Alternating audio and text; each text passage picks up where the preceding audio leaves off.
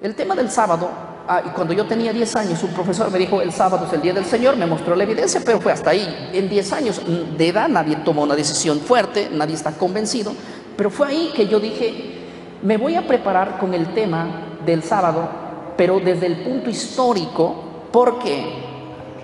Porque la intención mía fue refutar al sábado, no avalar al sábado. Yo voy para la historia y encuentro en la historia a través del siglo I, siglo II, siglo III, siglo IV, muchas preguntas que no encajan. Peruanos lo conocen, el lugar es Omia, así se llama el lugar, Rodríguez de Mendoza, un pueblo muy pequeño del Amazonas, pero el mayor tiempo que yo tuve fue en la selva de Perú. Me crié allí en la selva de Perú, por lo tanto, aún el lugar donde yo nací no conozco muy bien. Así que yo nací ahí, soy de una familia disfuncional que a la edad de 7 años, pues mis padres se separaron y hasta el día de hoy, entonces me he criado, tengo lo que es el afecto maternal, por así llamarlo, todo el tiempo hasta salir estuve en la selva, me he criado en el campo, sé mucho de campo, no sé conducir un carro, pero sí sé armar todo tipo de semillas, crecer, hacer producir la tierra. De hecho, a eso me dediqué mientras estuve en el tiempo que viví en la selva. Así es, mi hermano Marcelo. Pastor, pareciera que los hombres de batalla, de combate, hombres que puedan afrontar la adversidad, siempre han tenido una infancia con dificultades, con problemas, y más propiamente en el campo. Así que esa es una gran ventaja, pastor, porque es la escuela de las dificultades. Porque en la ciudad esto se desconoce. ¿Cómo lo ves, pastor? Bueno, mira, te cuento así, como tú dices, ¿no? Mi papá era alcohólico desde el momento que yo tengo uso de razón, tengo ese recuerdo por lo menos, pero la vida en el campo es más sencilla ¿cómo te explico? En el aspecto que no estás tan abierto a lo que una ciudad tiene. Por ejemplo, Lima es una ciudad como la casa del jabonero, el que no cae ahí resbala por lo menos, pero en el campo la vida es otra. Ahí aprendes a trabajar y a labrar la tierra desde que yo, por lo menos desde que estuve en la primaria. De hecho no estudié más que la primaria, no tengo una preparación más que esa, por el motivo que los hijos mayores, yo soy el cuarto de los hermanos de 7, entonces los menores tenían que ser educados hasta que ellos, pues, mientras nosotros cesamos el estudio, ellos tenían que continuarlo, por lo menos aprender a leer, eso es lo que sabemos, y yo sé que nunca es tarde para poder seguir avanzando, pero en el momento que yo quería hacerlo siempre estaba comprometido con la obra, ¿verdad? Entonces yo creo que más adelante va a haber tiempo también para eso. Bueno, pastor, bueno, muchos dirían, qué desventajas. Pero son las ventajas del Señor, porque la gente que vive en el campo es más dócil para ser enseñado, porque conoce muchas leyes que el citadino no conoce, del sacrificio, de la disciplina, del orden y de ser útil en cuanto más pequeño, las pequeñas actividades, responsabilidades, y peor todavía si ese hogar es disfuncional. Realmente le admiro, pastor, así que mis felicitaciones, y si no terminó ni siquiera bien la primaria, pero el Señor no necesita de los letrados, el Señor busca a los humildes, aquellos que están dispuestos a poder ser enseñados en la palabra de Dios. ¿Cómo conoció, pastor, en esas condiciones el Evangelio de Jesucristo? Bueno, el Evangelio en sí era muy predicado en mi pueblo. Hay un pueblo muy pequeño, pero a pesar que es pequeño, hay por lo menos 6 iglesias ahí. De un principio, como todo joven, no nos interesa eso, ¿verdad? Recién en el año 2012 es que yo me asocio a la iglesia evangélica y me bautizo en el 2012. Entonces, de ahí en adelante fue que yo me dediqué a estudiar la Biblia. Y en la iglesia evangélica no miran el título universitario, ni si has estudiado teología o no, sino se dan cuenta de que tienes un llamado y un propósito. Entonces, al año que yo estudié ahí, Dios me permitió poder pastorear ya la iglesia. Entonces en el 2013 yo ya fui pastor de la iglesia y rápidamente llegué a tener cargos a nivel nacional dentro de la propia institución. Esto hasta el 2019, que ya pues estamos hablando de, no voy a avanzar de la pandemia, pero ese fue el 2012, por así decirlo, que yo decidí aceptar el llamado de Cristo, porque Dios nos estaba llamando desde muy antes. Y fue en ese periodo de tiempo que yo decidí, bueno, aceptar al Señor en mi vida, bautizarme y empezar a congregar. Lo que sí me fascinó desde un principio fue estudiar la Biblia para ver qué más se puede hacer, ¿verdad? Entonces, eso fue que dentro de la organización, por lo menos de la organización evangélica, te voy a decir así, no sé desde qué perspectiva lo ven ustedes, si será un error o no, pero la iglesia evangélica lo primero que ve para nombrar a un pastor es el talento que, si Dios le llamó para eso, y a esa persona tratan de capacitarlo, de ayudarlo, porque sinceramente yo venía del campo, ¿verdad? Entonces ellos tratan de darte la facilidad, no sé cómo sucede aquí, si es que a los líderes que estudian la facultad o hay que pasar ciertas universidades, yo no lo sé. El detalle, lo que sé es que los institutos bíblicos, por lo menos en la iglesia evangélica, son como, vamos a darle la facilidad al que es llamado para la obra del Señor, porque si se trata de que la iglesia tiene universidades, colegios, es para preparar a la gente que va a servir a la iglesia y al mismo tiempo al llamado que Dios tiene, ¿verdad? Más no a lo contrario, como aquí estudia el que tiene dinero, no el que tiene talento. Entonces, de tal manera que probablemente hay muchos pastores que tienen el estudio pero no el talento, y hay en la iglesia muchos talentos que no tienen el dinero, que deberían estar en los lugares que quizás otros no están. Por lo menos eso de la iglesia evangélica yo resalto, y también trato de imitar las buenas cosas que ellos nos han dejado. No todo es malo. Pastor, en el aspecto de la experiencia de los apóstoles, ¿cuál de ellos era el más preparado? Judas.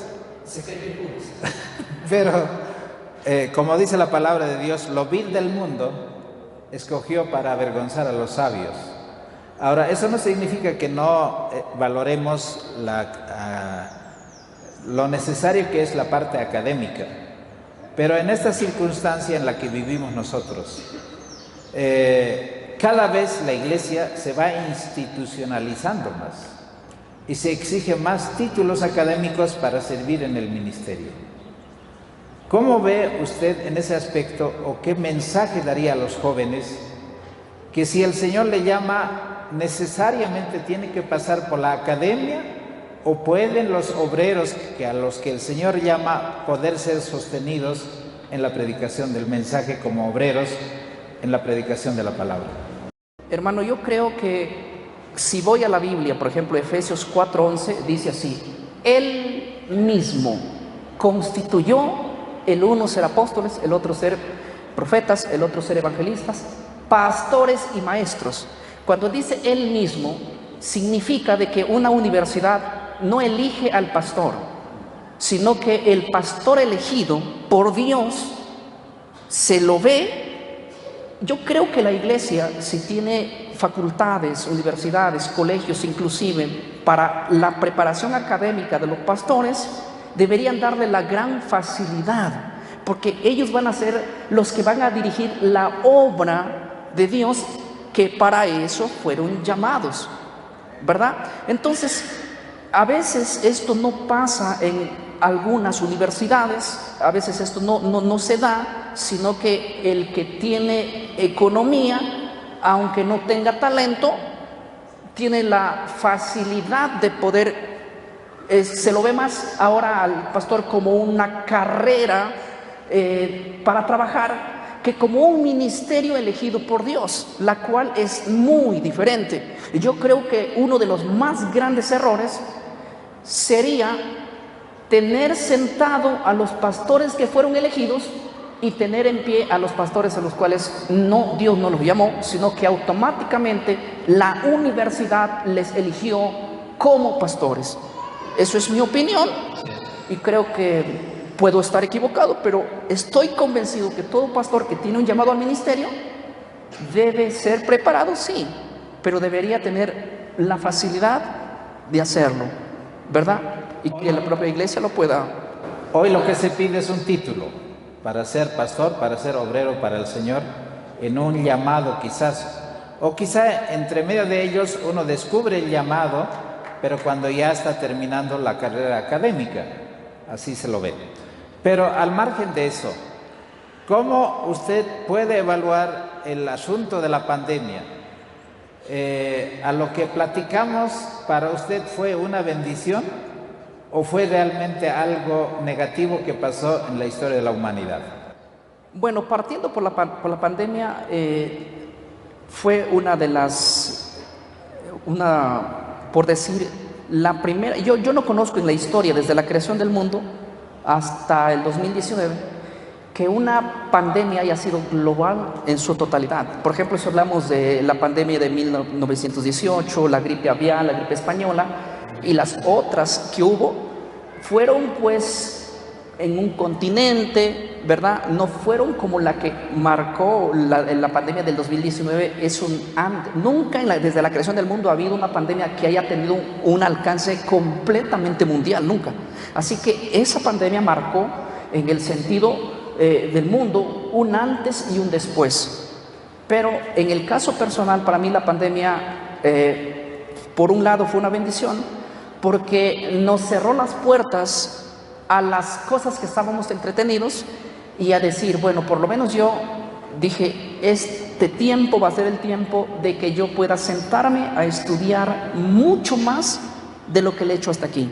Y fue la pandemia que me llegó inclusive a poder descubrir cosas que hasta el momento yo no lo sabía. Si enfatizamos en unas de ellas, podría ser los temas que ahora planteo. Todos surgieron a partir de ahí. Aunque tenía una cosmovisión desde antes, como todo evangélico tiene cierta cosmovisión de los temas que plantea hoy, por ejemplo, la Iglesia Adventista, pero no ha llegado a un estudio personal, simplemente has arrastrado por encima, y la pandemia fue que me llevó a mí a analizar temas como lo que el sábado, la inmortalidad del alma, los diferentes puntos de escatología. Fue el punto de la pandemia, fue un antes y un después, en el cual yo tuve que tomar una decisión y decir, bueno, ¿sigo en lo que planteo o planteo lo que ahora conozco? Porque hasta cierta parte tenía una luz, pero no hasta una luz mucho más allá de la que me dio la oportunidad del hobby, por así llamarlo, de descubrir y estudiar puntos que creo que ustedes lo han estudiado ya casi por 200 años. Pastor, ¿cómo fue ese comienzo? Porque de algún lugar nació la chispa, o fue algo así casual, y cuáles eran los medios que el Señor le dio para poder conocer estas verdades. Mira, ¿cómo te digo? Alguien me agregó a un grupo de debates bíblicos. Entonces, siempre en la iglesia me decían, tú sabes mucho de Biblia. Y cuando entré a ese grupo dije, bueno, yo aquí voy a, por lo menos, a debatir y defender mi fe. Y en ese grupo que había de diferentes países, personas, había temas que se debatían. Hoy vamos a hablar cuál es el día del Señor. Y uno decía el sábado y otro decía el domingo, y se agarraban textos y nunca llegaba a nada. Entonces fue ahí que yo me di cuenta que había que analizar más profundo ese tema. El tema del sábado, y cuando yo tenía 10 años, un profesor me dijo, el sábado es el día del Señor, me mostró la evidencia, pero fue hasta ahí. En 10 años de edad nadie tomó una decisión fuerte, nadie está convencido, pero fue ahí que yo dije, me voy a preparar con el tema del sábado, pero desde el punto histórico. ¿Por qué?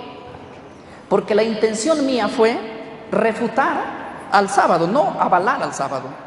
Yo voy para la historia y encuentro en la historia a través del siglo I, siglo II, siglo III, siglo IV, muchas preguntas que no encajan. Por ejemplo, una de las preguntas que me llevó a mí a pensar ese tema fue lo siguiente.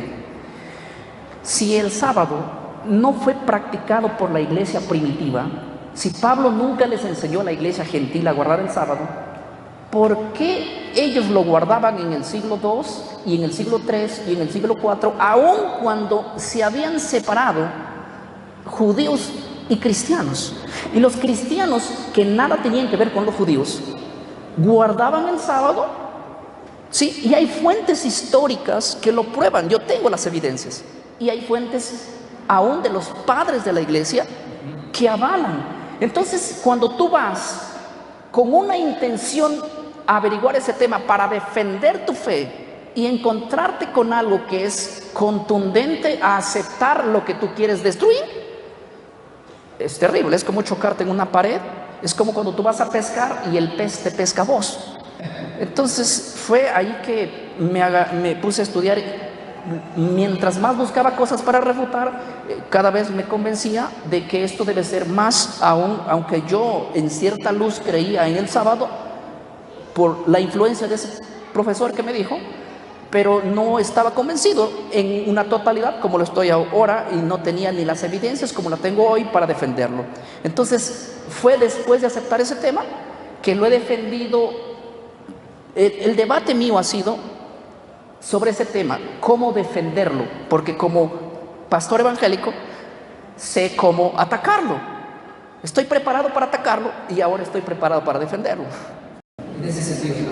Bueno, pastor, ¿cuál es o fue la verdad más difícil de aceptar y qué verdades todavía quedan? Porque en la palabra de Dios, como dice, la luz nace como el aurora, de a poco. ¿Y cómo consideras tu experiencia?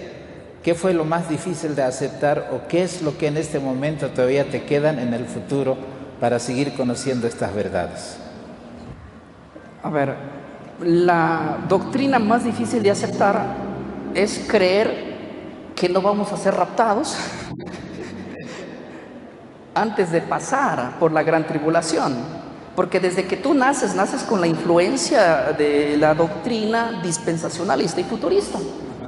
Entonces tú ves el rapto en las películas, en los periódicos, en la televisión, en los programas, todo hay eso. Entonces tú estás mentalizado para no encontrarte con esa tribulación. Ahora vemos la tribulación muy cerca.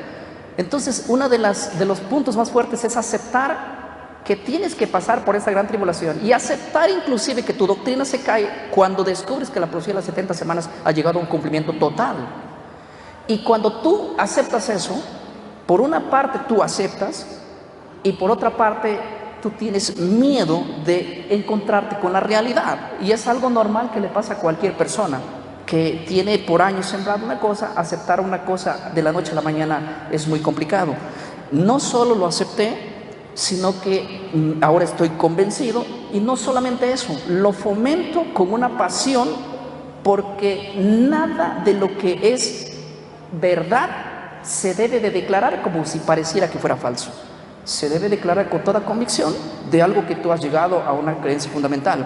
Y esto lo aprendí de los padres de la iglesia del segundo siglo, desde Ireneo de León del 130 hasta Jerónimo del 420. O sea, leí la historia de la iglesia desde el siglo I hasta el siglo V. 500 años de historia me tuve que leer en fuentes para descubrir que esta doctrina era completamente desconocido, por lo menos en los primeros 5 siglos. Luego me interesé por ver dónde inicia. No existe en el siglo X, en el siglo XV, en el siglo XVI, casi siglo XVII. Aparecen los jesuitas con esta doctrina y toda la hilación que viene de ahí en adelante. Por lo tanto, la iglesia nunca ha sido dispensacionalista, por lo menos por 19 siglos. Y aceptar eso es lo más complicado para un evangélico. Esa doctrina es la más complicada, y esa es la doctrina que debe ser hoy una de las más importantes que se debe enseñar. Lo creo así. Qué difícil, ¿no? Yo no lo veía hasta que escuché varios temas, también conversaciones y pláticas que hemos tenido con varios pastores. Me parece muy simple o quizá muy precario el sostener esa verdad. Al margen de eso, la verdad del santuario. ¿Cómo andamos, pastor? Porque la verdad del santuario es una plataforma donde están engastadas tantas verdades. ¿Qué tanto de eso está adquiriendo en su conocimiento a través del estudio de la Biblia? Mira, La verdad del santuario yo estudié no mucho. Para serte sincero, estudié parte de lo que es el santuario, estudié muy bien las fiestas solemnes, su significado. De hecho, estudié bastante ese tema, que si hablaría con cualquier adventista, no muchos son preparados en ese tema, de las fiestas solemnes, sus fechas, su significado, la ceremonia, que se hacía todo, ¿verdad? ¿En qué fiesta estamos hoy? Entonces, yo estudié desde el punto bíblico. Hace un mes atrás, un pastor me visitó y me dijo, ¿cómo te ayudo? Y le dije, ayúdame con un material que quiero estudiar, el tema del santuario. Entonces, ahora mismo estoy estudiando un tema del santuario, lo estoy viendo desde otra perspectiva, ¿verdad?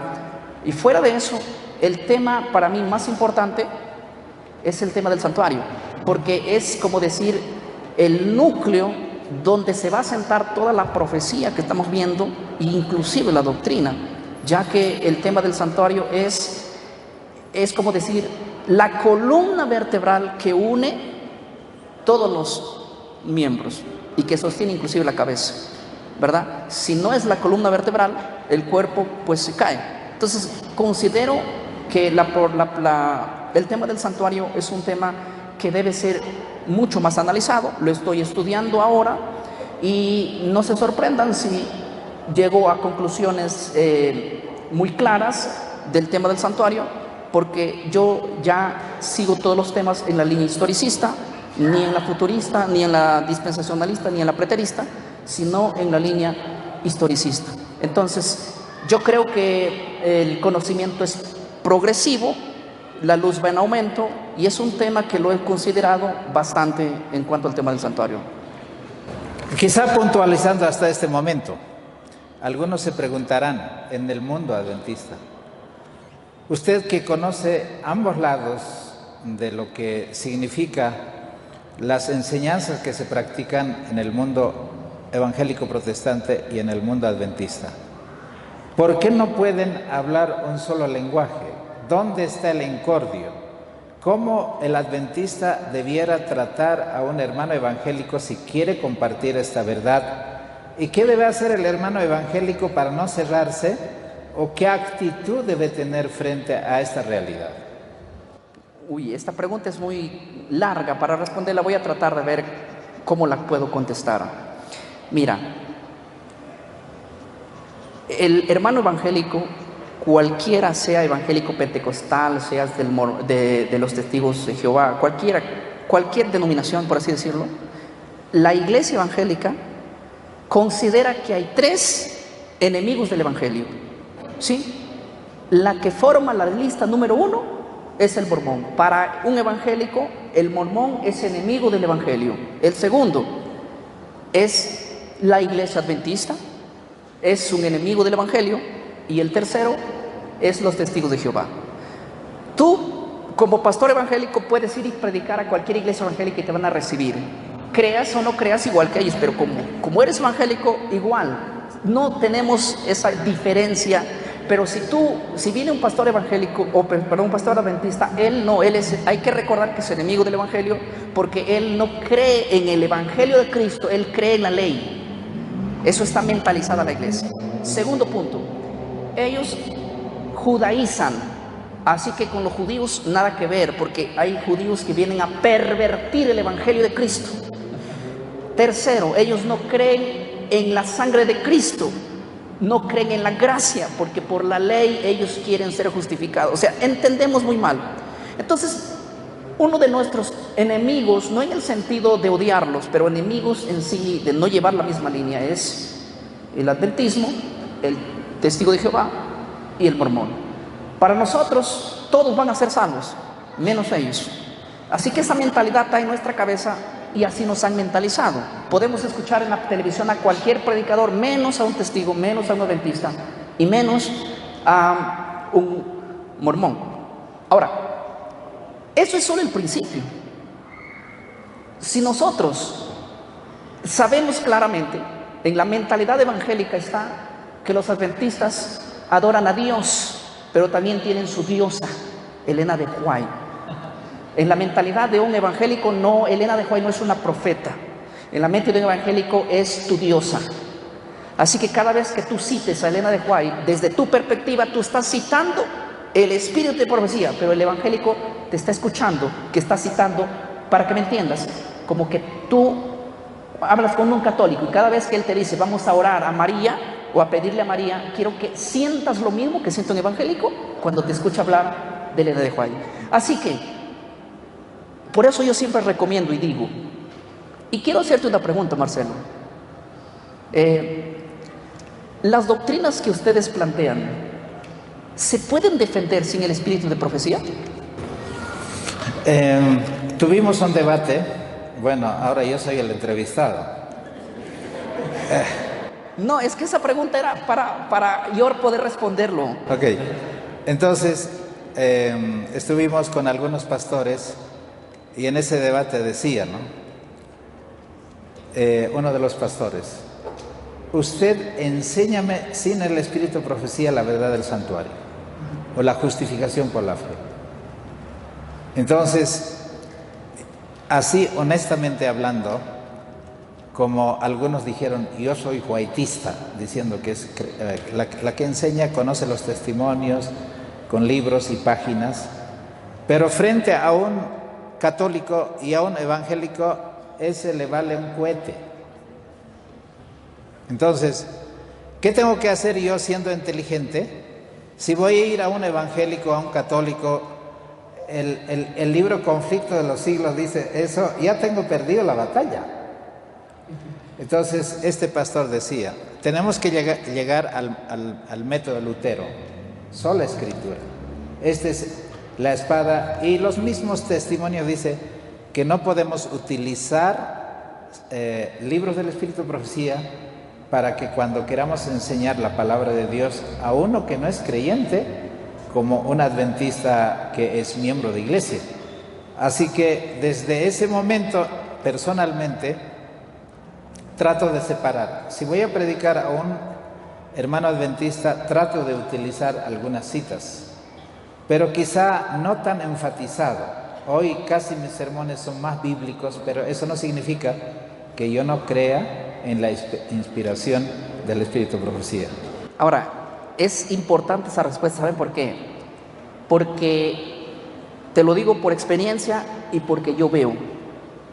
Cada vez que un evangélico se sienta a mirar a alguien en la televisión que empieza a hilar un tema extraordinario, el evangélico es muy curioso y le encanta cuando sobre todo hay pastores preparados que saben hilar los temas. Es llamativo. Y el evangélico se dice, wow, qué pastor para más sabio. Pero de pronto el pastor en su predicación dice, como dice la sierva del Señor, o puede decir, como dice la pluma inspirada, o como dice Elena Harnon de White. Hasta ahí llegaste. Para un evangélico te va a cambiar de canal. No, porque recuerda, tú tienes que considerar esto, que en la mente del evangélico estás citando a María, estás invocando a María. El evangélico no entiende lo que entiende un adventista. Por lo tanto, es un gravísimo error querer leduar la iglesia evangélica. ¿Sabe cómo? Llevándole el espíritu de profecía. Él te va a recibir, pero dentro de la iglesia evangélica el espíritu de profecía es muy conocido, salvo que lo cambies de nombre. De otra manera, él va a leer el título, por ética te va a recibir. Pero déjame decirte que si tú eres un evangélico o un adventista como lo eres, y de pronto yo como católico vengo y te regalo el Ave María, tú vas a ver en la carátula el Ave María, tú no vas a tener ganas de leer ese libro. Y nosotros pensamos que estamos haciendo una gran obra. Sí, va a haber gente y hay excepciones a la regla, pero déjame decirte, ¿cuánto han invertido en el espíritu de profecía en ese libro? Muchísimo. ¿Y cuánto han ganado? Quizás muy poco. Pero aunque yo sé que tarde o temprano la verdad siempre prevalece, ¿verdad? De alguno y otro modo Dios lo va a hacer. Lo que digo simplemente es que para que la iglesia adventista pueda evangelizar, ¿cómo lo podríamos evangelizar ya que está evangelizado? Para que pueda adoctrinar a un evangélico, tiene que hacerse evangélico en su manera de citar la Biblia. El evangélico es pura Biblia. De hecho, él dice, nosotros somos Biblia, lo que no venga de la Biblia, nada. y hay que tener ciertas estrategias para poder llegar a ellos. Yo te lo digo porque conozco la iglesia evangélica, he pastoreado a la iglesia evangélica, he inclusive adoctrinado a la iglesia evangélica, inclusive diciendo y hablando en contra de lo que te estoy diciendo. Entonces, ahora miro las cosas desde otra perspectiva. Yo, por ejemplo, tengo el conflicto de los siglos, lo leo, no solo lo leo, sino que lo recomiendo, ya que es un libro muy bueno. Pero esto, mientras tú ya tienes una idea diferente, y no cuando estás al principio. Cuando estás al principio es casi muy difícil, por así llamarlo, mi hermano. Pastor, alguien dijo así, entre comentarios, escuchándote a ti.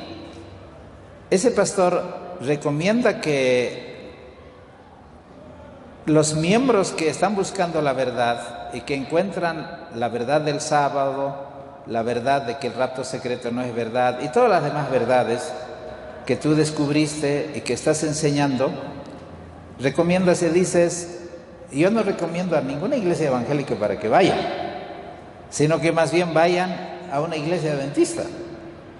Y el hermano me dice: ¿y él por qué no se bautiza entonces? O sea, no es un asunto solo de recomendar que vaya y él no se bautiza. Entonces, yo sé qué es lo que tú piensas, pero ¿qué puedes decir frente a los hermanos que quizás se cuestionan porque hay intereses más grandes que el cielo tiene para ti en este ministerio, por lo cual quizás no te haces miembro, ni siquiera pastor de la iglesia adventista, y sigues denominándote que eres un pastor evangélico? A ver, esa parte quizá para muchos es engorroso, está un poco envuelto. ¿Cómo explicarías? ¿Cómo salgo de la entrampación que me estás haciendo? Muy fácil.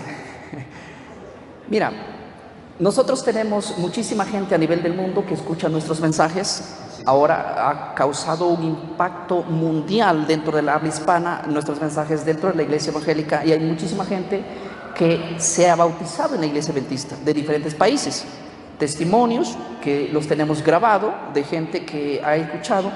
Ahora, ¿bajo qué contexto yo dije eso? Porque todo viene bajo un contexto. Bajo el contexto. Ese tema yo estaba hablando acerca de que la iglesia tiene que ser historicista, porque todos los hombres del pasado han sido historicistas, y que las doctrinas que yo aprendí, la única que tenemos una línea de pensamiento igual ahora en el presente es la iglesia adventista. Entonces yo les digo, porque hay mucha gente que nos escribe de alrededor del mundo y me dice: pastor, aquí no estás tú. Y cierto, no estoy allí.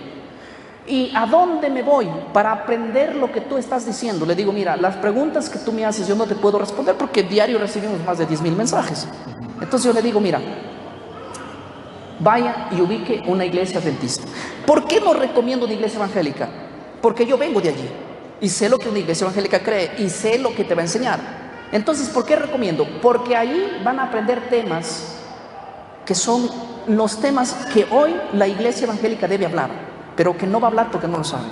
Entonces, bajo ese contexto, es mejor mandarles a una iglesia adventista que mandarles a cualquier iglesia evangélica, y ahí van a aprender. Ahora la pregunta es: ¿por qué tú, como pastor evangélico, ¿sí?, mandas a ellos y no te vas tú? Porque ellos van a conocer recién lo que yo ya conozco. Entonces, ¿yo qué haría pastoreando o siendo un líder o apoyando a una iglesia que ya conoce las doctrinas que yo fomento al que no conoce? ¿Para qué mandar un jugador de Perú a Brasil? ¿Para qué? Hay que mandarlo a un lugar a Bolivia hay que enviarlo, donde necesita. Entonces miren, ven, el detalle es este. Nosotros hemos llegado a casas de gente, te cuento así nomás, hemos llegado a una casa hace poco llegué a la casa de un hombre muy acomodado en Perú, y él escuchó nuestras transmisiones por el Facebook, nos llamó y me dice: ven. Yo le dije: voy a ir a tu casa, pero por lo menos reúne a la familia. Y él reunió como 20 personas ahí, todos sus inquilinos, todo. Lo reunió. Y el primer tema que él me dijo es: yo quiero que tú me hables del tema del sábado, porque te he escuchado hablar del tema del sábado. Yo soy evangélico como 10 años. Y cuando hablamos del tema del sábado, él al final me dijo una cosa: ¿quieres que te diga algo? Yo tengo familia adventista. todos mis amigos, hermanos, son adventistas. Pero ¿sabes qué? Yo nunca quiero oír a un adventista, pero yo sí te quiero oír a ti. Yo creo que si tú eres pastor evangélico, yo creo, porque tú estás siendo, no me vas a engañar. Un adventista me puede querer engañar, pero no, me dice, esto es una verdad. Y él ahora dice, y siempre de hecho él es uno de los líderes de la iglesia ahora, él dice, la iglesia adventista tiene mejor doctrina que cualquier iglesia evangélica. Y lo dice eso a sus amigos que él tiene. Y nosotros que estábamos equivocados, que decíamos que es una secta, no, dice, nosotros hemos sido una secta. ¿Me dejo entender? Entonces nosotros llegamos de alguna manera a gente, porque la intención mía no es ir a una iglesia donde ya tiene la verdad por más de 200 años, sino quedarme en una iglesia donde no tiene esa verdad y quedarme allí para enseñar y luchar por ello. Como pastor evangélico me relaciono con pastores evangélicos. El día que yo diga, soy un adventista del séptimo día, chao. Entonces, nosotros hacemos mejor trabajo afuera que adentro. A la final, salvo que me digan hoy día ustedes, la única manera de ser salvo es siendo miembro de una iglesia adventista, que tu nombre esté inscrito en el registro de la iglesia adventista. La única manera, si sería así la salvación, si encajaríamos la salvación así, ahí sí me hago adventista. Pero si lo soy en el corazón, ¿cuál sería la diferencia? Pastor, en esa perspectiva, ¿qué opciones tenemos nosotros para ser evangélicos? Como dice Pablo, para el judío soy judío, para el griego soy griego. O sea, nosotros aquí te aceptamos, aunque seas pastor evangélico, somos un ministerio y podemos escuchar y nos gozamos, y así hay tantos hermanos en el mundo que están felices contigo. Pero tú no puedes venir a través de la organización adventista. Tú vienes como evangélico para exhortar a los adventistas. Entonces, en ese aspecto, ¿cómo ves la perspectiva del mensaje? ¿En qué parte encajas tú? ¿Cómo el mensaje de la verdad presente, el mensaje de los tres ángeles, va a terminar? ¿En qué proceso estamos? ¿Cómo lo ves desde tu perspectiva? Mira, yo creo que Dios les ha escogido a ustedes porque la iglesia, considerando así, a mí me gusta mucho estudiar la historia, viendo los aspectos y la realidad, sondeando a nivel mundial, digo, ¿qué iglesia es la que tiene la responsabilidad del mensaje de los tres ángeles? ¿Los testigos de Jehová? ¿La iglesia evangélica? ¿La iglesia católica? No encuentro otro candidato más que la iglesia adventista. Entonces, los que tienen que hacer el trabajo son ustedes. ¿A quién lo van a esperar? A nadie más. Y de alguna manera, eso ustedes lo tienen que tener en la mente. El mensaje de los tres ángeles debe ser el tema del pan del día de hoy. ¿Por qué? Porque tenemos el nuevo orden mundial a la vuelta de la esquina. Ahora todos los programas, eventos, campañas que se hagan deben estar relacionados con eso, porque es el último fuerte golpe del adoctrinamiento a la voz que diga, temed a Dios y dadle gloria, salid de Babilonia, si no sales vienen sobre ti las plagas. Si no los advierte el que sabe, ¿quién lo va a tener que hacer? Por lo tanto, estoy convencido de que él tiene que enseñar el que lo sabe, al que no lo sabe. Entonces, en este caso no hay opción. No esperen a un evangélico hacerlo, lo tienen que hacer ustedes de alguna manera. Por lo tanto, yo quisiera, o digo, ¿no? Ustedes toman la última palabra. Lo que yo diría es que todos los eventos que haga la iglesia lo haga con un fin de esto. ¿Y saben cuál es uno de los errores, por así llamarlo? Les voy a decir una. Yo ahora me relaciono con la iglesia que pastoreo, todos han sido dominicales, todos. Y ahora todos guardan el sábado. ¿Ya? Todos. No hay ni uno solo y cada día se suman más. Ya el lugar tenemos que ampliar porque ya no cabe la gente, y a mí me conviene que no vengan mucho porque ya no puedo atenderlo. Estoy rogando que no vengan, que se queden, y los que viven cerca vayan a las iglesias adventistas. Yo le digo así porque no puedo atender mucha gente, no tengo muchos líderes, aunque inclusive pastores se han sumado, pero esos pastores, tú dices, pero tienes pastores, sí, pero esos pastores son nuevecitos en el conocimiento y hay que enseñarlos todavía. Ahora, ¿saben cuál es uno de las cosas que tengo como por decir que no estoy a favor? Es que los que conocen esta verdad tienen miedo decirlo. ¿Por qué? Y no hablo solamente de los líderes, sino que dicen, yo te voy a decir lo que piensa un evangélico. Un evangélico no quiere que te vayas dándole tanta vuelta. El evangélico está enamorado de la Biblia, él está enamorado de la palabra. Y el que está enamorado de la Biblia, cuando encuentra la verdad, quiere que le digas así. Pero el adventista dice, ¿cómo llegamos a predicar el evangelio a los evangélicos? No podemos decirle directo. Hay que entrarle con comida, con salud, con masajes. Y el evangelio de la verdad bíblica hay que decirle al último, cuando ya es mi amigo. ¿Me explico? Y a veces pasamos un año dando vueltas, como cuando tú andas enamorado de una chica y nunca te atreves a decirlo, y de repente la chica está queriendo que se lo digas, ¿verdad? Muchísimas gracias. ¿Sabes cuál es el detalle, mi hermano Marcelo? Si tú has visto, los que han visto el canal al cual yo doy, yo hablo de esto sin dar vueltas. Les digo con toda fuerza y autoridad, porque el mismo error con el celo que tenía antes lo hablaba, hoy lo hablo con mayor, lo que es verdad. ¿Por qué tenerle miedo a decirle al evangélico que tiene que obedecerle a Dios? El evangélico, cuando lee la Biblia, encuentra, hay que entender que hay evangélicos que van a escuchar la voz de Dios. No, es que nosotros no queremos que ellos nunca más nos abran la puerta. El que no es de Dios no te va a abrir la puerta, hermano. Y el que es de Dios, siempre va a haber gente que va a querer escuchar la palabra y va a querer hacerlo. No den tanta redundancia. Llámele al pecado por su nombre, y el que es de Dios, el evangélico anda enamorado de Dios. ¿Saben por qué no guarda muchas veces lo que ustedes guardan? O no cree porque lo que ustedes no creen, porque no lo sabe, nadie se lo dijo. Y no es por otra cosa. Así que no hay que darle mucha vuelta y hay que comunicarlo, porque la verdad es la verdad.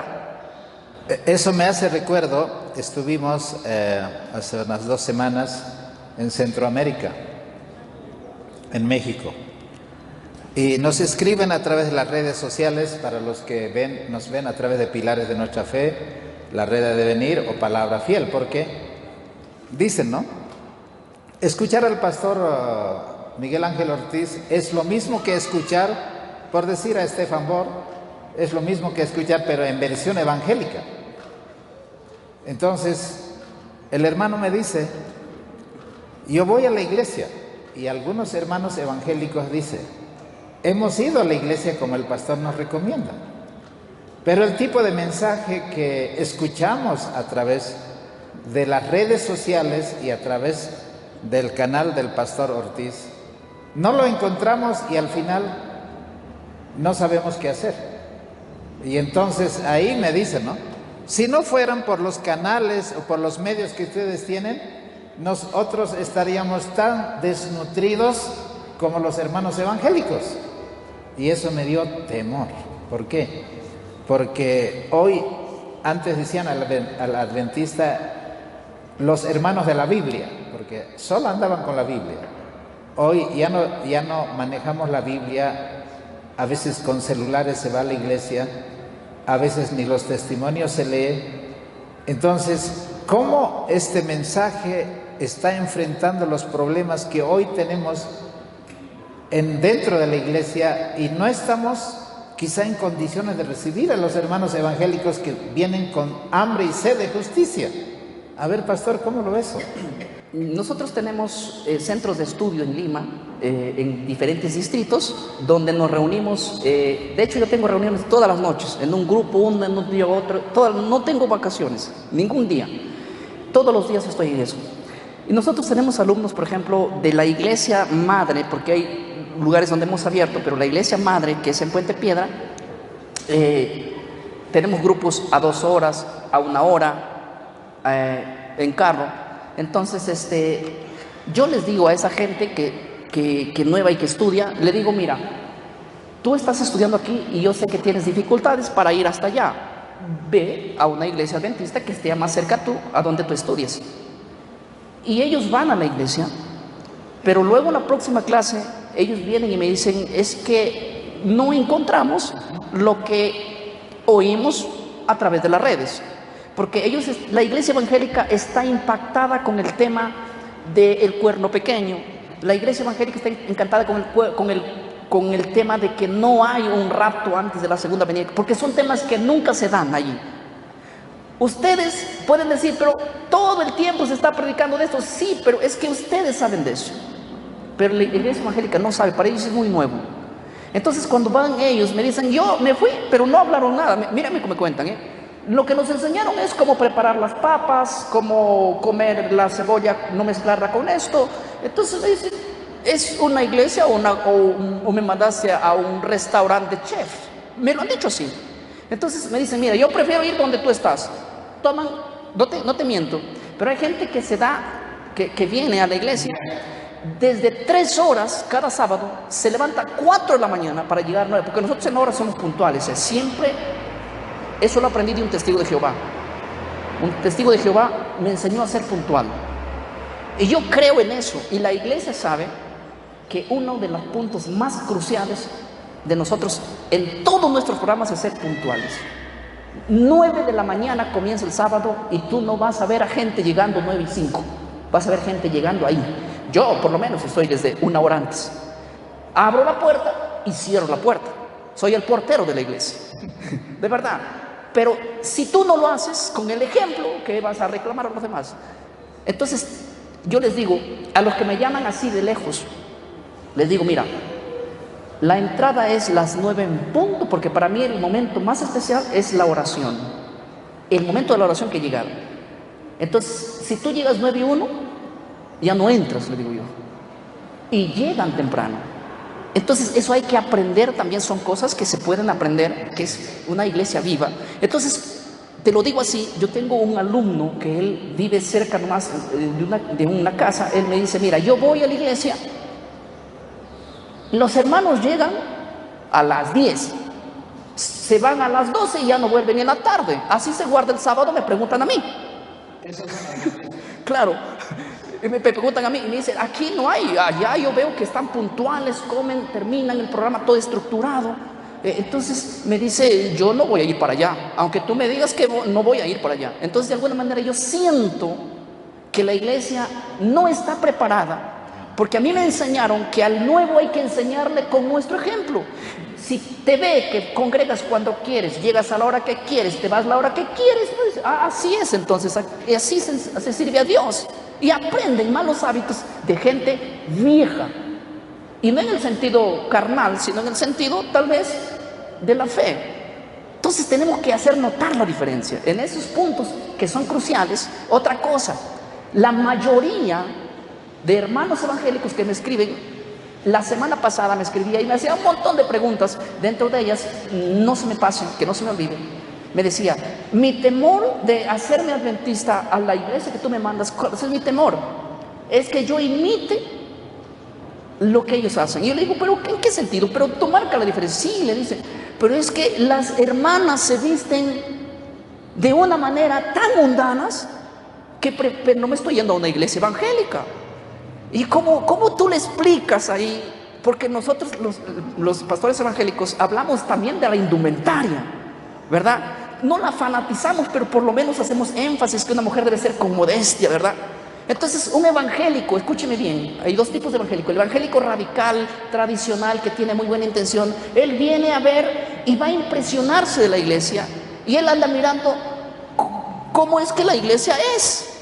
Si esta es la iglesia de Dios y que tiene la sana doctrina, él no quiere encontrar una sana doctrina solamente en ciertos temas, sino en todo. Y hay cosas que cambiar, ¿verdad? Entonces, de alguna manera, necesitamos o necesita la iglesia cambiar ciertos hábitos, porque cuando tú vives en tu casa, no ves las cosas. Cuando alguien viene de afuera, se da cuenta de cosas que tú no te das cuenta. Y eso es algo importante. Muy bien, casi para ir concluyendo. 2 eventos. la pandemia y la guerra de Israel y Palestina. Quizá el evento más importante para el mundo evangélico no sea tanto la pandemia, pero la guerra entre Israel y Palestina es algo por el cual están orando y, o sea, ¿por qué están tan descontextualizados en cuanto a la interpretación profética nuestros hermanos evangélicos? Mira, el evangélico, todo evangélico, generalizo aquí, cree que la profecía de las 70 semanas está en pausa y que necesita la última semana despausarse en estos días que estamos viviendo. Entonces, el ojo de la iglesia evangélica está allá en Israel.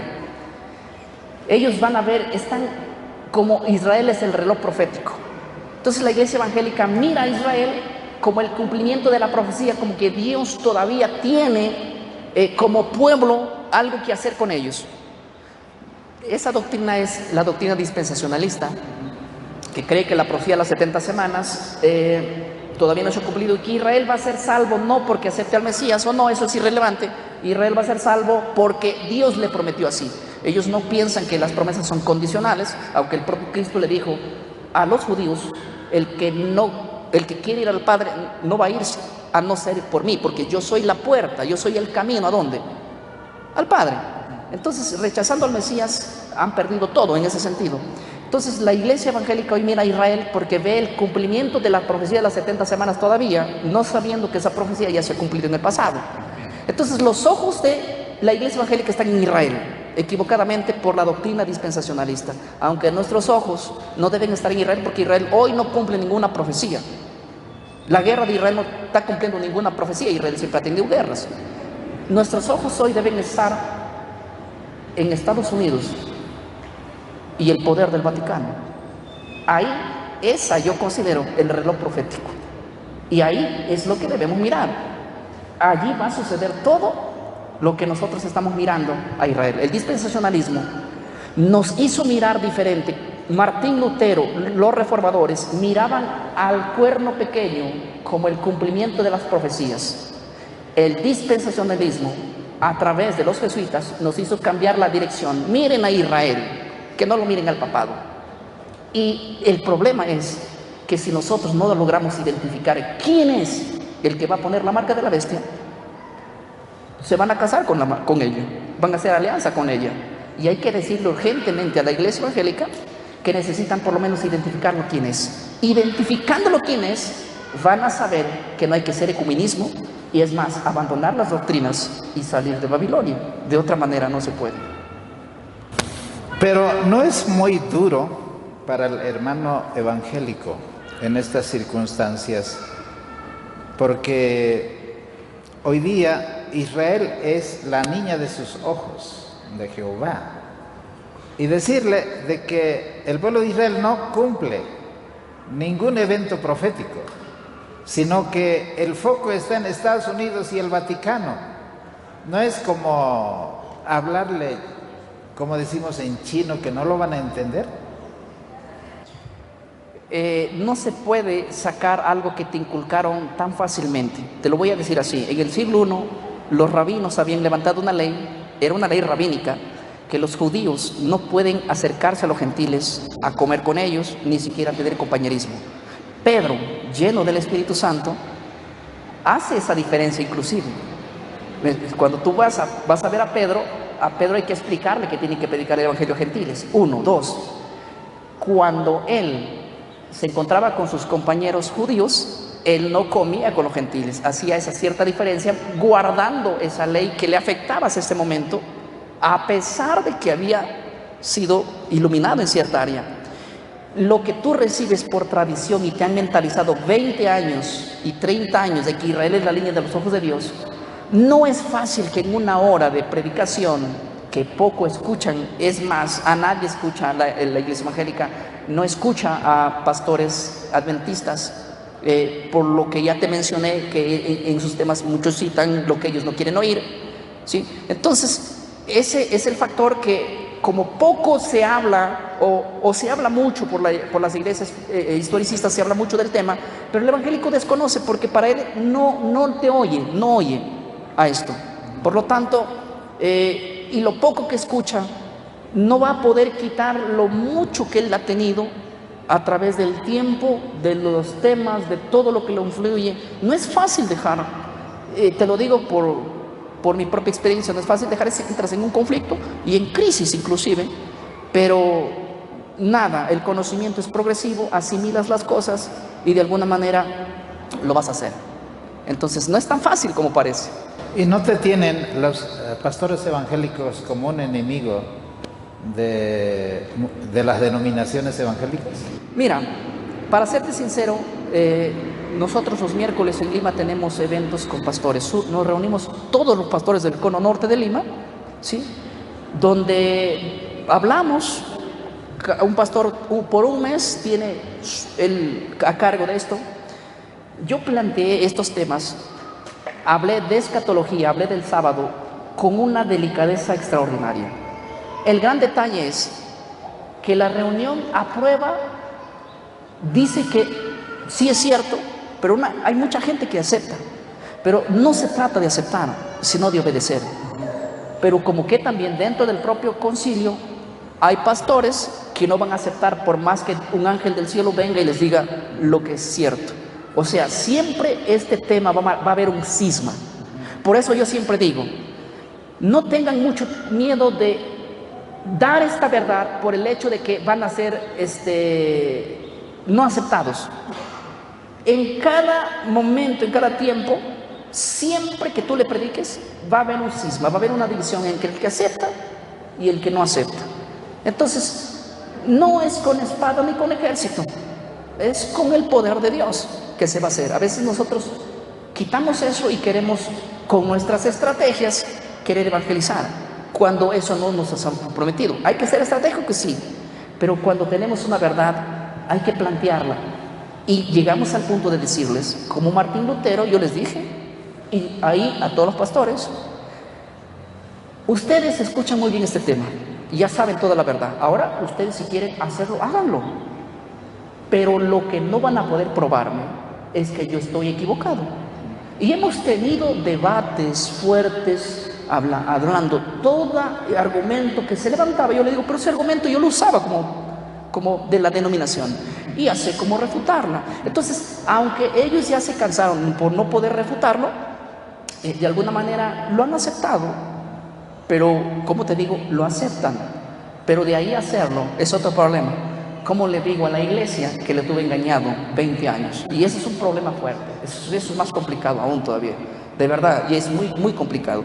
Tengo ahora mismo pastores que me dicen literalmente así, mirándonos, pastor, dime, ¿me van a votar de la iglesia cuando me entero? Claro que te van a votar, pero si tú te has sido llamado para complacer a los hombres, quédate ahí. Yo pasé por la experiencia, ahora pasa tú. No puedo pasar por ti, pero de alguna manera tú tienes que tomar. Ya no son felices, ¿me explico? Y son iglesias enteras que nos están llamando allá mismo en Perú, que de nuestro retorno vamos a ir a la inauguración de una iglesia nuevecita con todos sus miembros que están aceptando con todo y pastor estos temas. Ya tenemos la fecha marcada inclusive. Para terminar, dos preguntas cortitas. Uno, si te invitaran para ser pastor adventista y que te den con credencial con todo, ¿por qué no aceptarías? Y la última pregunta, ¿usted acepta el mensaje de la reforma pro salud? Ya sabes, en el término que te estoy hablando, que tú ya lo sabes. A ver, la primera pregunta, si la iglesia adventista me dice, quiero que vengas y seas pastor, te damos los credenciales, mira, como yo te digo, no haría nada ya. ¿Para qué ser un pastor más? Si hay cientos que están sentados. Cientos que son pastores que han estudiado. Yo no pasé por la Universidad Adventista. Entonces, ¿para qué? Diría yo, en primer lugar, vamos a suponer, esa es la primera razón. ¿Qué haría yo allí? ¿Para qué llevar un vaso de agua al mar? ¿Para qué? Un vaso de agua salada al mar. ¿Para qué? Si hay tanta agua salada allá. En segundo lugar, si yo fuera pastor adventista, con credenciales, tendría que sujetarme a lo que digan los de arriba. Y eso a mí no me gusta. Y no que estoy en contra, sino que a veces, yo soy libre, por ejemplo. vamos a suponer que ustedes son los evangélicos y yo soy el adventista, ¿ya? Le hubiera dicho a mi delegación arriba, me voy a ir a Bolivia a predicar a una iglesia adventista. ¿Estás loco tú? ¿Qué te pasó? Entonces yo no estaría aquí. ¿Me explico? Entonces hay cosas que yo veo que no estoy de acuerdo en el sistema estructural de cómo a veces se les impide libremente poder hacer esto y se los tiene la gente engatusada con ciertos temas que yo diga, que yo mande, que yo ordene, y el que se sale de la línea pues hasta te pueden disciplinar, ¿eh? Y no, para mí eso no está bien. Entonces ahora libremente predico, elijo los temas, lo hacemos, hermano, y lo hacemos, que no me salga de la Biblia. O sea que terminarías excomulgado y borrado. No durarías un mes. Muy bien. La última pregunta fue, ¿no? Ya, la última pregunta. Mira, el tema pro salud yo lo he entendido a la perfección. Primeramente, quiero decirles que esto fue para la iglesia nuevo. Hablamos esto y Dios me ayudó en esto. Debo decir por qué. Porque después de predicar el tema, primeramente yo hablé del tema de los animales inmundos, porque saben que la iglesia evangélica ama comer de todo. Entonces ya cuando ya teníamos todos los miembros allí, fue una predicación. En una predicación que yo dije, Señor, me vas a ayudar así, no sé cómo. Y hablamos de este tema en 2 seminarios. Y ahora yo les dije así. Ahora ustedes conocen la verdad. Y déjenme decirles una cosa. Eso se lo digo en serio. A partir de ahora, los que coman animales inmundos me van a venir a contar a mí que se van a enfermar. Se lo digo en serio. Y así fue, mi hermano. En eso, por eso te digo, en eso Dios me ayudó. ¿Por qué? Porque los hermanos me llegaban los testimonios a decirme, pastor, 40 años de comer chancho, de comer cerdo, nunca en la vida jamás me enfermé. Y para probar de que de repente el chancho estuvo mal, comí por segunda vez otro día y lo mismo. Y por tercera, no, esto no es palabra de hay que dejar de esto. Y la iglesia dejó a punta de enfermedad. Se lo digo en serio, pero lo ha dejado.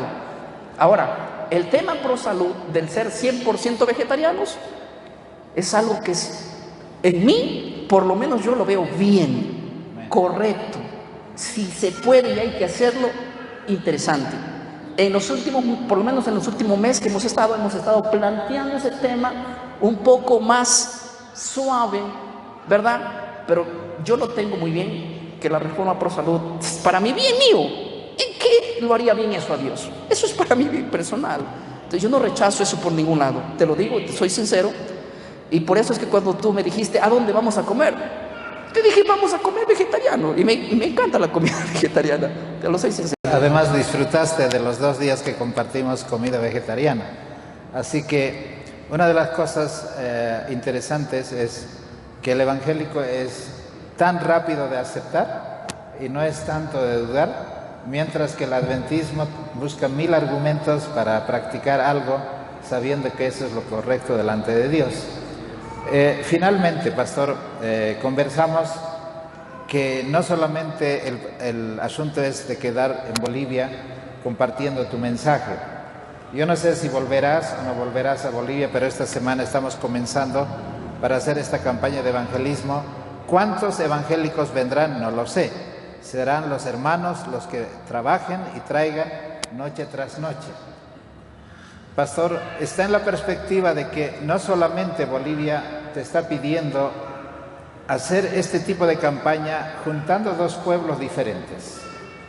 Está en perspectiva que en el mes de enero tendremos una campaña en Cusco, juntando las iglesias evangélicas con los hermanos adventistas. Y yo no sé si habrá box, ¿cómo nos entenderemos a lo mejor? Habrá alguna discusión, yo qué sé, pero el corazón está dispuesto. Entonces, en esa perspectiva, pastor, esto pareciera ser algo imposible hace 5 o 10 años. Hoy es tan real, y no solo que es real, es muy prometedor, porque de aquí tú te vas a varios lugares. Me mencionaste algunos países que a donde el Señor te enviará. Sería la última pregunta. ¿Cómo ves este desafío del Señor que nos pone delante del pueblo, delante de la iglesia?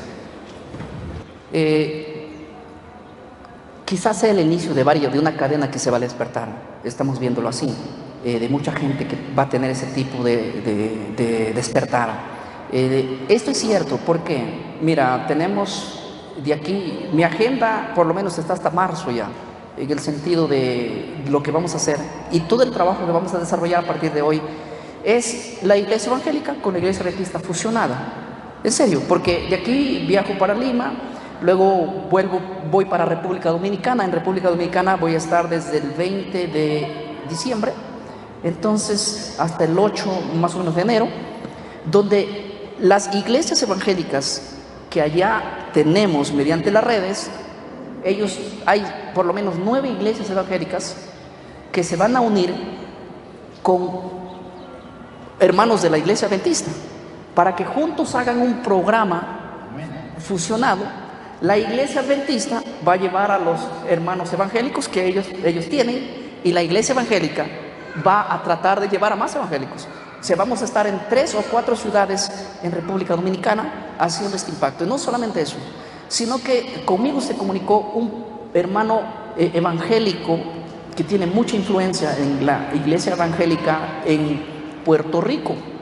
Y él me dice, mira, en Puerto Rico nosotros tenemos influencia a través de los canales, a través de la política, a través de todo esto, y yo quiero que tú vengas. Es más, dime cuánto vale el pasaporte que mañana mismo te lo compramos.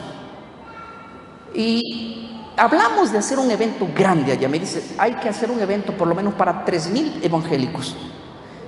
Y a los 2 días me llama un hermano adventista de Puerto Rico y me dice, hermano, yo soy adventista, queremos que vengas a hacer un proyecto acá. Y le digo, mira, alguien me llamó de allá, ¿por qué no te contactas con él?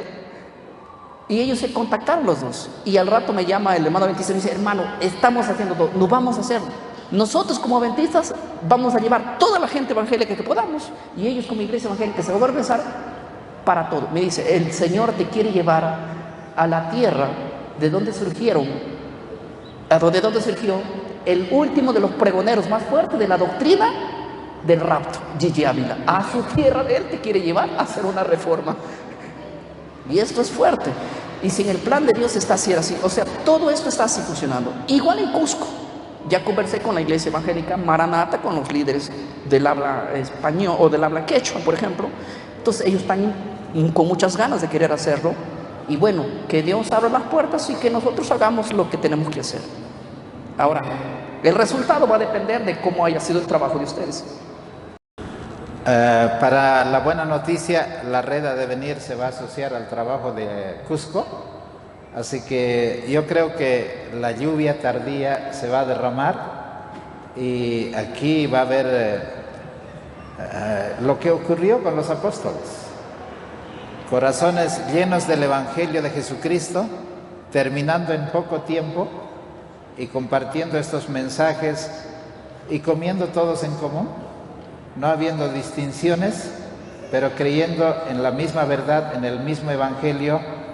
En todo eso, ¿no ven ustedes, amigos y hermanos que nos escuchan en la red, que este es un milagro que Dios está haciendo? Realmente es maravilloso. Así que, Pastor Ortiz, gracias, que no demoraste en venir, así dijo uno de los apóstoles, y llegaste pronto a venir a compartir con nosotros, y es como que fuésemos amigos de mucho tiempo, hermanos en la misma fe, y estamos contentos de que el Señor haya unido nuestros corazones. Estamos gozosos y contentos. Así que, Pastor Ortiz, para despedirnos, me gustaría que usted haga la plegaria al Señor para que el Señor pueda bendecir los corazones dispuestos a aceptar este mensaje. Pastor Ortiz, ¿quieres orar? Sí, vamos a orar. Vamos a arrodillarnos para orar. Oremos, iglesia. Bendito Padre que estás en el cielo, te agradezco, Señor, por la oportunidad que me das de estar en este lugar. Tú conoces el corazón de cada uno de mis hermanos y las intenciones que tenemos, Señor, de lo más profundo.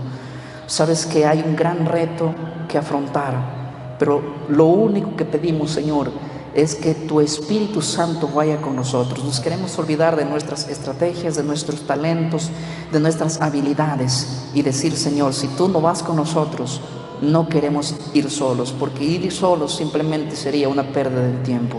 Así que invocamos tu presencia para que vaya delante de nosotros, Señor, porque la obra es tuya y el trabajo es nuestro. Gracias, Señor, por ese privilegio de darnos, de ser comunicadores del plan de salvación que tú has trazado para el ser humano.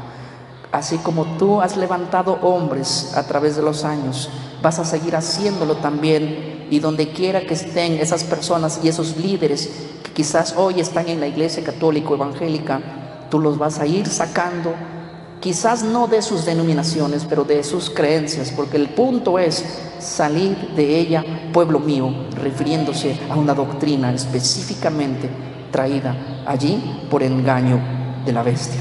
Bendice cada corazón, el cual de antemano va a ser anunciado. Creemos en el santo y bendito nombre de Jesús. Amén. Amén, Señor. Amén. Pastor Ortiz, ha sido un gusto. En nombre de la iglesia, que el Señor le bendiga.